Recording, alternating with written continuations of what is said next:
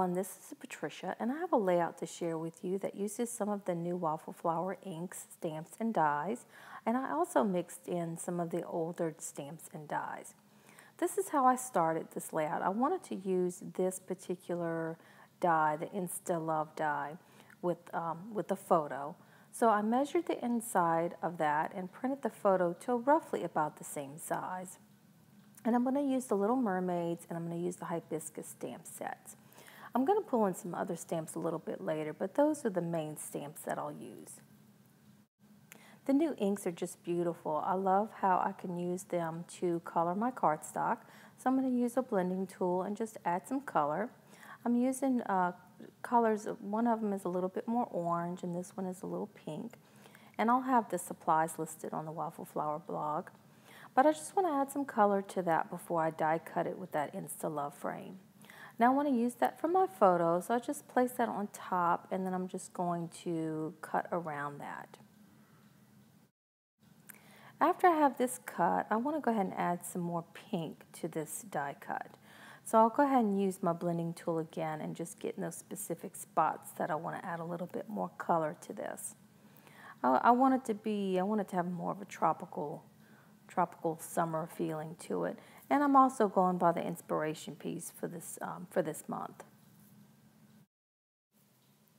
So I started off light, and I just kept on adding a little bit more color as I went to get it the way I wanted. I didn't want to be too heavy-handed with it, but then I ended up liking it to be a little bit more darker and have a little bit more contrast.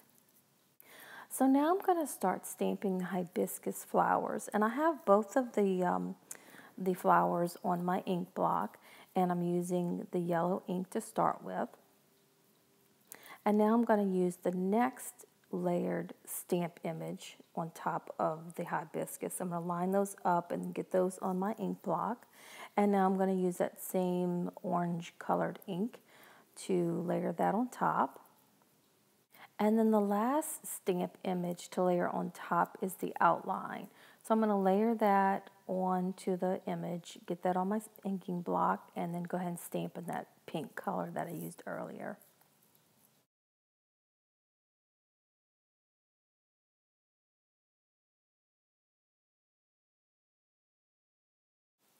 And now I'll use the matching die for the hibiscus to go ahead and cut all of these out. And now I want to add some leaves. I want to have some die cut stamped leaves ready for my layout. So I'll go ahead and do the exact same thing, stamp those leaves and do the outer image of the leaf, stamp that in a different color. So I have two different colors here that I'm going to use for this leaf. And then I'll use the matching die again to cut all of those out. And you can see I stamped a few times. I've noticed when I have a brand new stamp, sometimes you don't get a crisp image with ink, so I just find that if I stamp a few times, it'll come out fine afterwards. You can also use an eraser to help if you have a new stamp. So I have those dies ready, and now I've used the chunky chevron die to die cut some pattern papers that go along with the color and the theme of my layout. And now it's time to start building the layout. I'm starting with an 8.5 by 11 white cardstock background, and I'm going to place that photo somewhere in the center and then start placing those die cut chevrons. And I'm just going to lay those and alternate the different pattern papers that I had cut and get that the way that I would like it. The Insta Love die and the chevrons pointing toward the photo really help the photo be the focus of this layout. And I love all the colors so far from the inks and from the pattern papers. And I know the hibiscus and the leaves are going to add even more color. But now I want to do a little bit more stamping. I want to add these cute little images of the fish and the starfish from the new mermaid stamp set. And I'm going to go ahead and color these with some Copic markers here.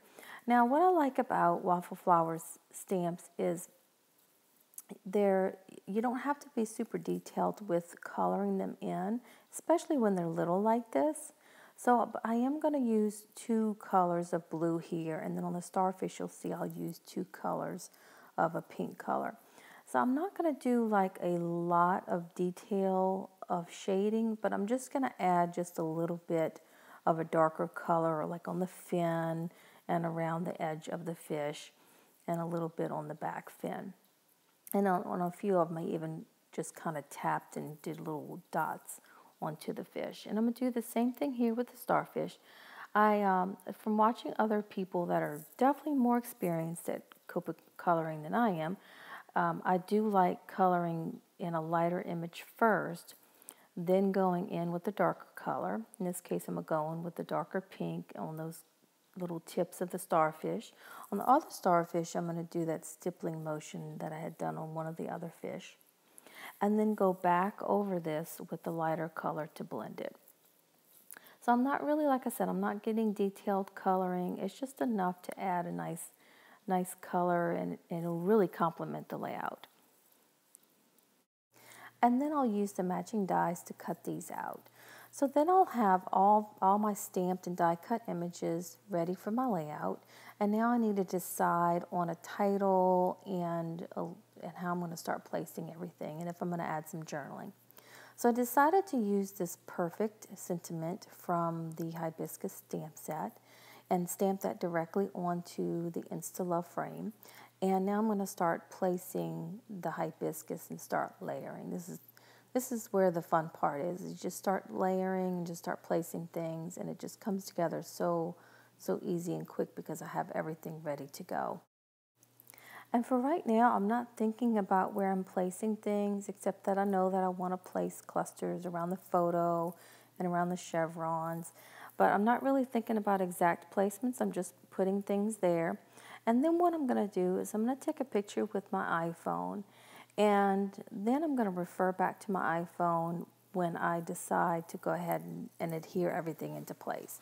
So for now, it's just placing everything, and then I'll take a picture. If I like it, then that's where I'll adhere it. And if I don't like it, I just won't adhere that into place. I like to just also hold in my hand and just start clustering little die cuts before I even place things onto the layout. It helps to see things a different way, and before you place it onto your project. Now I do want to add just a little bit of journaling, not a whole lot. So I sent through my typewriter some plain cardstock, and I typed free ice cream for 3 days. I made a little typo there, but I'm just going to trim the part that I need. And this is so small, I'm using my scissors. I usually use my trimmer so I can make sure that I get straight edges, but I'm going to use my scissors here. And then I'm going to go ahead and adhere that next to the photo.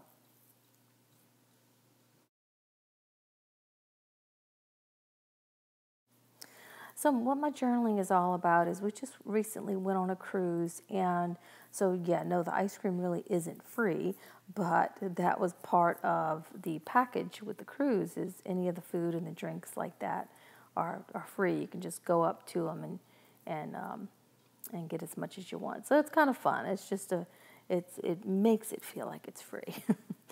So anyway, I'm going to go ahead and start adhering everything into place, and you'll see that I'm going to do that now.